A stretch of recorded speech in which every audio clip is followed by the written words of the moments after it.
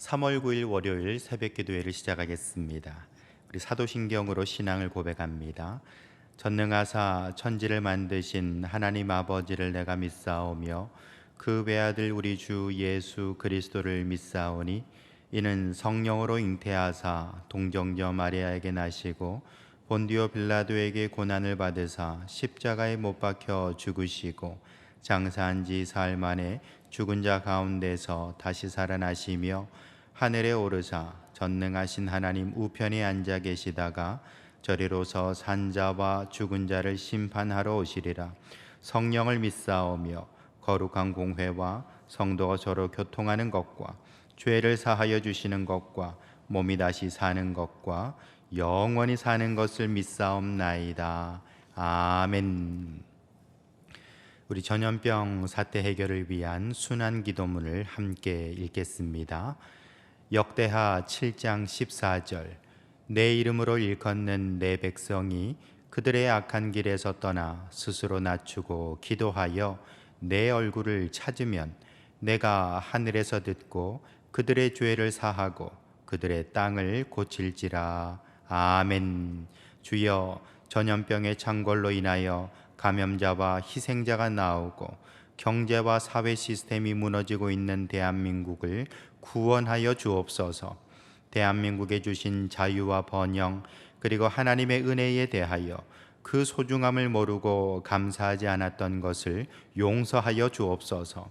예배를 가볍게 생각하고 은혜의 자리로 부르심을 귀찮게 여긴 것을 용서하여 주시고 자신만을 위하여 이기적으로 구하고 교회와 나라를 위해 기도하지 않은 것을 용서하여 주옵소서. 악한 전염병을 나사렛 예수님의 이름으로 대적할 때 감염이 멈추고 두려움이 사라지게 하시고 영원한 생명의 주인 되신 하나님을 바라보는 담대한 믿음을 가지게 하옵소서. 감염자들의 면역을 강하게 하사 질병을 이기게 하시고 목숨을 걸고 헌신하는 의료진들을 지켜 주옵소서. 한국에 대한 오해와 혐오가 사라지게 하시고 국제적 협력이 이루어져 치료 백신이 속히 개발되게 하옵소서. 신천지 집단의 거짓과 악행이 드러나게 하시고 교회 안에 잠입하여 혼란을 부추기는 세력들이 퇴출되게 하옵소서. 교회와 사회가 조속히 정상을 되찾게 하시고 신앙의 부흥과 경제의 회복을 주옵소서. 예수님의 이름으로 기도합니다. 아멘. 하나님 말씀 봅니다. 마가복음 1장 7절입니다. 마가복음 1장 7절 말씀. 마가복음 1장 7절입니다. 그가 전파하여 이르되 나보다 능력 많으신 이가 내 뒤에 오시나니 나는 굽혀 그의 신발끈을 풀기도 감당하지 못하겠노라. 아멘. 그 어떤 영화 대사 중에 보면은 호의가 계속되면 권리인 줄 안다라는 그런 대사가 있었습니다. 호의가 계속되면 권리인 줄 안다. 호의라는 것은 이렇게 좋은 마음으로 이렇게 편리를 좀 봐주는 것이죠. 근데 이것이 계속되면은 마치 내가 당연히 받아야 하는 권리인 줄 안다라는 그런 어떤 뜻일 것입니다. 우리가 살아가면서 그럴 때가 있죠. 그 사람은 별로 이렇게 어떤 자격이 없고 또 그걸 받을 만한 그런 어떤 그릇이 못 되는데도 또 여러 가지 호의를 베풀어 줄 때가 있습니다. 근데 이것이 계속되면은 마치 내가 당연히 그것을 누릴 만한 자격이 있는 줄로 생각할 때가 있다라는 것입니다. 중동에는 그런 속담이 있다지 않습니까? 낙타가 이렇게 주인님, 내가 너무 추워서 이 천막에 이렇게 머리만 좀 들어갔으면 좋겠습니다. 그 다음에는 몸뚱이가 들어오고 그 다음에는 주인을 몰아내고서는 자기가 그 천막을 차지한다라는 얘기가 있죠. 당연히 그 천막 속에는 주인이 살아야지요. 그런데 엉뚱하게도 낙타가 그 주인을 몰아내는 그런 이야기가 있다라는 겁니다. 우리 삶 속에서도 마찬가지죠. 손님이 주인 노릇할 때가 있습니다. 손님은 그저 손님일 뿐인 것인데 나중에는 마치 그 집의 주인이냐 그렇게 위세를 떨 때가 있다라는 것입니다. 이 모든 게 다 착각인 것이죠. 낙타의 착각인 것이고 손님의 착각인 것입니다. 우리도 마찬가지입니다. 여러분 살아가면서 우리가 하나님 앞에 은혜를 받고 많은 복을 받지만 그것이 마치 당연한 내 권리인 줄로 착각할 때가 분명히 있다라는 것이죠. 그런데 그 착각을 깨트리는 것이 바로 오늘 본문에 나오는 세례 요한입니다. 여러분, 세례 요한은 어떤 사람입니까? 세례 요한은 선지자죠. 하나님의 말씀을 전하는 선지자입니다. 뿐만 아니라 세례 요한은 나시린인입니다. 하나님 앞에 헌신된 그런 사람입니다. 또한 그는 구별된 거룩한 사람이었습니다. 그렇게 절제된 그런 삶을 살아왔던 사람이고 하나님의 말씀, 특별히 백성들에게 회개를 선포했던 사람이 바로 세례 요한이죠. 근데 그가 지금 뭐라고 얘기하고 있습니까? 오늘 말씀해 보시면 나는 굽혀 그의 신발끈을 풀기도 감당하지 못하겠노라 라고 얘기를 하고 있어요. 여러분, 이 성경을 좀 이해하기 위해서는 유대 지역의 그런 풍습을 좀 이해할 필요가 있습니다. 여러분, 그 당시 사람들은 다 샌들을 신고 살았죠. 샌들이라는 게 우리가 상상하다시피 이제 가죽으로 밑창을 대고 그 위에 이제 끈을 이제 이어 붙인 것입니다. 여러분, 그 동네는 뭐 포장도로가 많이 없다 보니까 먼지가 많이 날리겠죠. 샌들을 신고 돌아다니다 보면은 발에 먼지가 많이 묻게 될 겁니다. 그런데 이 사람들이 이제 다른 사람의 어떤 그 집에 이제 초청을 받게 가게 되면은 이제 먼지 묻은 발로 들어갈 수 없잖아요. 그러니까 이제 종들이 나와서 그 손님의 발을 씻어주는 겁니다. 그 종들도 여러 계급이 있습니다. 근데 그 중에서 이제 손님의 발 씻어주는 그 종은요, 하여튼 뭐 제일 밑에 있는 밑에급의 어떤 종들이 그런 일을 한다라는 거예요. 근데 지금 세례 요한이 하는 얘기가 뭡니까? 나는 그 메시아의 그 신발끈을 풀기도 감당하지 못할 그런 사람이라는 것입니다.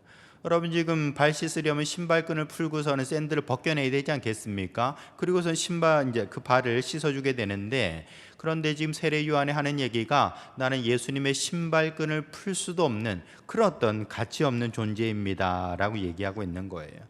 한마디로 말해서 자기가 얼마나 죄인인가 하는 것을 고백하고 있는 것입니다. 여러분, 죄인인 세례 요한이 감히 하나님의 아들 앞에 설 수 있겠습니까? 여러분, 우리가 어둠이 가득한 사람이 빛으로 나갈 수 있겠습니까? 없는 것이지요. 그렇기 때문에 지금 세례 요한은 그가 선지자고 나시린이고 하나님 앞에 구별된 사람이었음에도 불구하고 자신이 얼마나 부끄러운 죄인인가 하는 것을 지금 고백하고 있는 것입니다. 여러분, 지금 이 세례 요한의 이 얘기를 통하여서 우리가 깨달아야 되는 것이 있는 것이죠.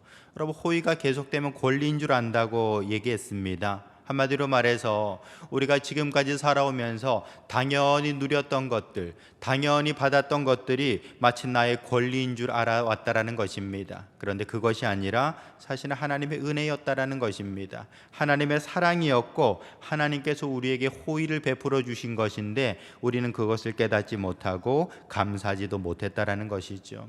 저와 여러분들은 하나님의 자녀가 되었습니다. 하나님의 아들이고 하나님의 딸들입니다. 그런데 이것이 당연한 것입니까? 아닙니다. 하나님의 은혜인 것이죠. 우리는 하나님 앞에 나와서 기도할 수 있습니다. 기도하는 것 그냥 내 마음대로 하는 겁니까? 아닙니다. 이것 또한 하나님의 은혜라는 것입니다. 우리에게 예수 그리스도의 이름을 주셨기 때문에 우리가 비로소 하나님 앞에 기도할 수 있는 것이죠. 우리가 하나님 앞에 나와서 예배하는 것도 마찬가지입니다. 이 모든 것이 하나님의 은혜라는 것이죠. 요즘 우리가 이렇게 교회 문이 닫혀서 하나님 앞에 예배할 수 없을 때에 이 예배라는 것도 당연한 게 아니었구나, 그걸 깨닫게 되는 것 아니겠습니까? 이렇게 우리가 자녀된 것도 은혜고 기도하는 것도 은혜요, 또한 예배할 수 있는 것도 하나님의 은혜라는 것입니다. 좀 더 정확하게 말하면 과분한 은혜인 것이죠.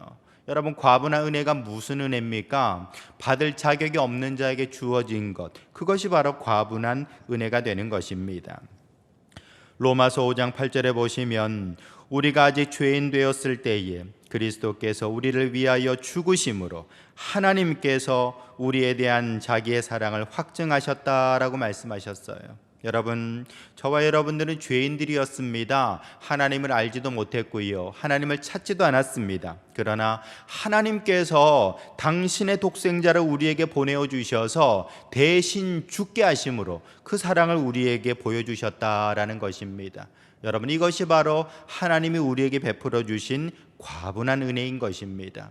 저와 여러분들은 그 과분한 사랑, 그 과분한 은혜 덕분에 지금 이렇게 구원받아서 오늘도 함께 주 안에서 살아갈 수가 있게 되는 것이죠. 오늘 하루를 살아가시면서 내가 받은 사랑과 내가 받은 은혜가 과분한 것임을 깨닫고 우리는 감사하는 마음으로 살아갈 수 있어야 될 것입니다. 오늘 하루도 그 과분한 사랑과 은혜 가운데 정말 거하시면서 주님과 동행하는 성도들 되시길 예수님의 이름으로 축원합니다. 거룩하신 아버지 하나님, 오늘 한날 허락해 주시고 우리에게 큰 은혜 주신 것을 감사합니다. 내가 주님 앞에 나와서 자녀되고 예배하고 찬양할 수 있는 이 모든 것이 하나님의 은혜임을 깨닫게 해주시니 감사합니다. 다시 한번 그 사랑에 감사하며 나아갈 때에 겸손한 마음을 주시고 오늘 하루도 그 과분한 은혜와 사랑을 구하며 나아가는 주의 복된 성도들 될 수 있도록 역사하여 주시옵소서.